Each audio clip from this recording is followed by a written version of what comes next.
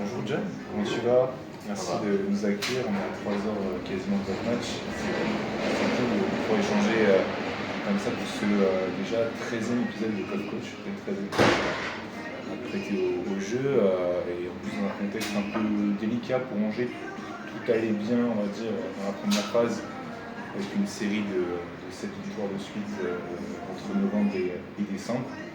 De petites défaites et 2026 ça passe plutôt mal. Je pense qu'on garde quand même le sourire parce qu'on peut quand même être au quotidien du basket et c'est chaud. Ouais, c'est sûr, c'est une saison qui est pleine de rebondissements. Voilà, on a eu un démarrage qui était pas complètement réussi. On a démarré par une défaite à domicile, puis après on a trouvé ce rythme de croisière, on a été capable d'enchaîner les bons résultats, et puis ensuite on a eu cette mauvaise série. Des fois on joue des bons matchs, des fois on en joue des moins bons. Et puis là, depuis le début de cette poule basse, on est clairement dans le dur.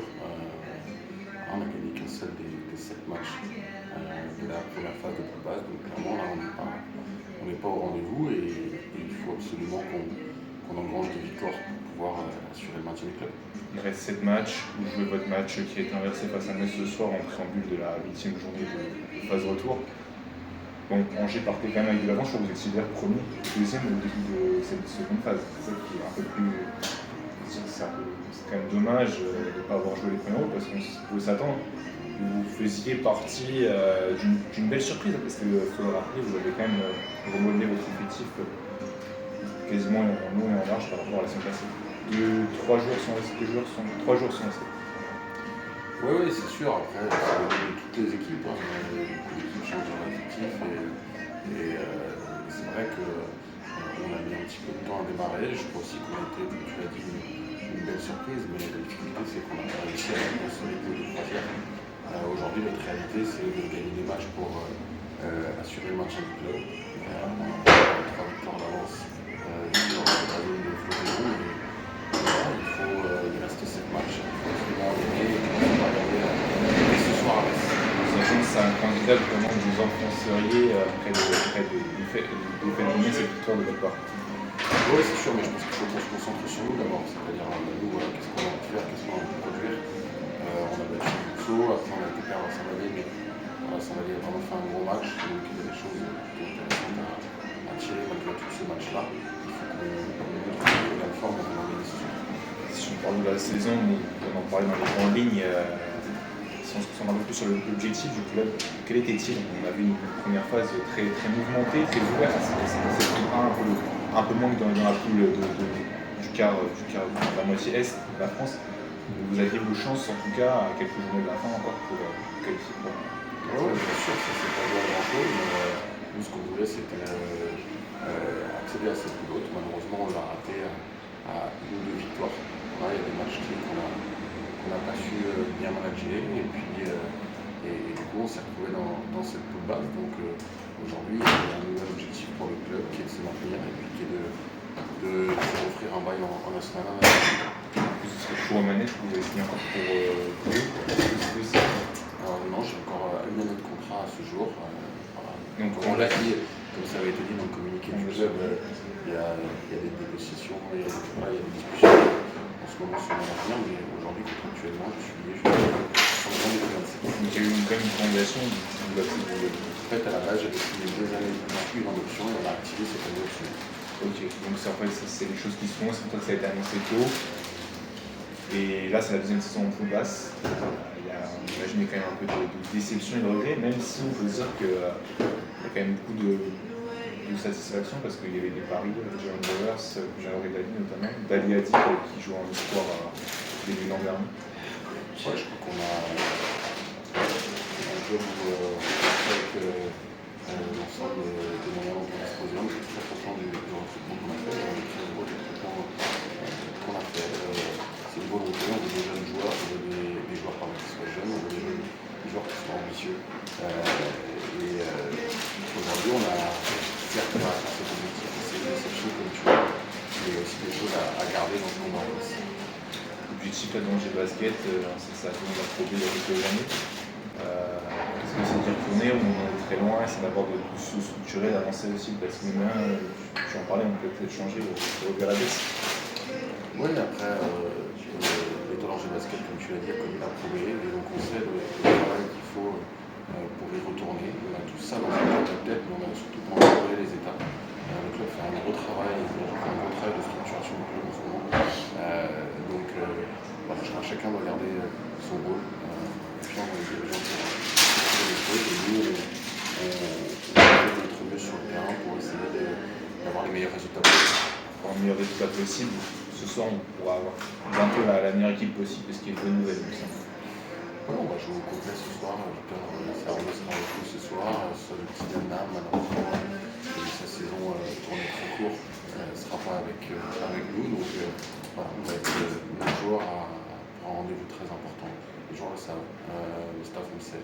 Donc maintenant, on est à quelques heures de leur vérité. En plus, le match aller avait été donc, le début de la seconde phase et il fait une très grosse entame pour rappeler où il s'est revenu, il s'est passé devant, il y a eu ce double sur la fin, puis quelques petites erreurs à droite et à gauche, compagnie loupée, etc.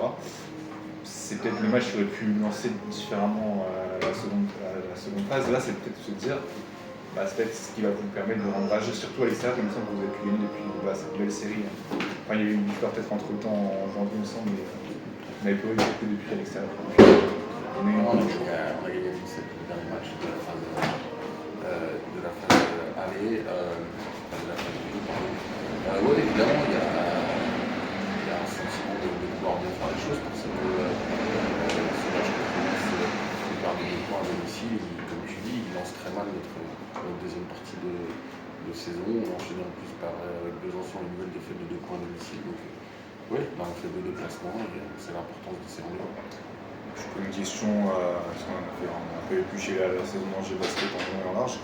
L'équipe là, que vous avez rencontrée qui était la plus forte, je veux dire du coup sur la plus basse, que ce soit en première phase, les équipes comme Chartres et d'autres équipes, le Vincent, etc., Poissy, ou est-ce que c'est plus une équipe que Flamand, vous avez joué tout le monde au moins une fois, donc c'est plus une équipe Saint-Vallier? C'est pas une question facile, moi je suis impressionné par au niveau, je trouve que cette nationale est de plus en plus dense. J'ai vraiment trouvé que les équipes étaient cohérentes, très bien coachées, les joueurs de basket.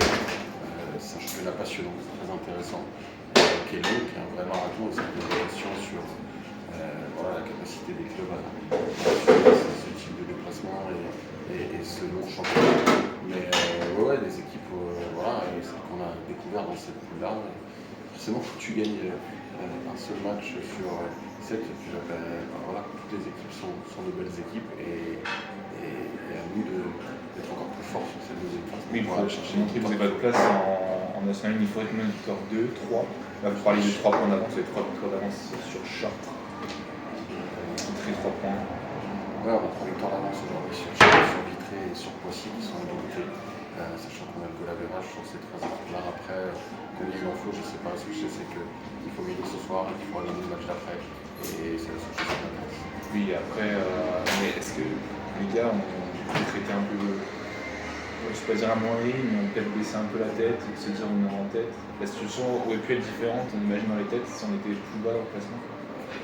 Parce que là, comment on travaille finalement? Je ne sais pas. En tout cas, ce qui est sûr, c'est qu'on a bien sur la tête, on a bien notre objectif de plus haute. Voilà, maintenant ça va être fait, on n'est pas en plus haute. Et aujourd'hui, on a une grosse responsabilité, c'est celle de maintenir le club de Victor Angers Basket en National 1. Donc, on va juste s'activer dessus et pas être centré sur nous ou sur autre chose. L'important, c'est le club et qu'on le laisse en National 1. Très bien. Écoute, je vais vous souhaiter un bon match. Je vais quand même me permettre de vous poser encore 2-3 minutes avant votre collation. C'est dans quelques instants. Je vais vous permettre deux petites questions à la nouveauté avec les coachs nationaux. Si tu devais choisir entre l'attaque et la défense, tu choisirais plutôt quel plus un coach basé sur l'attaque ou la défense? Vaste question. Ouais.